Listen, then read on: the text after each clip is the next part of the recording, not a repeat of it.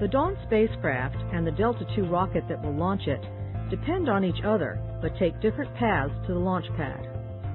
Working in separate areas, teams of technicians prepare both the spacecraft and the rocket at the same time.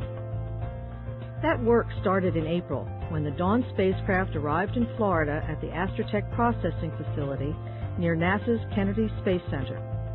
Technicians wearing protective coveralls removed the shipping container and covers before inspecting the spacecraft.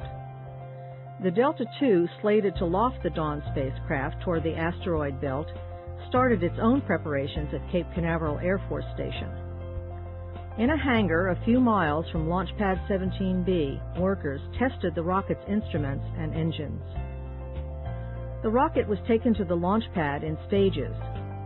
There, another team pointed the rocket toward space and began attaching 9 solid-fueled boosters to the first stage.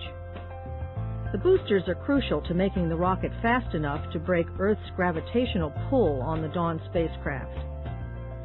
The second stage arrived separately and was lifted to the top of the Delta first stage, where it waited for the spacecraft. While the rocket took its place, technicians at Astrotech ran more tests on the Dawn satellite and bolted on a pair of solar arrays that give the probe a winged appearance.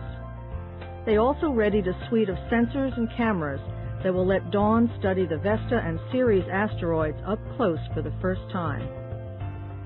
The spacecraft was checked out and fueled with a xenon gas before it was attached to the third stage engine, rolled out of the Astrotech hangar, and carried to the launch pad.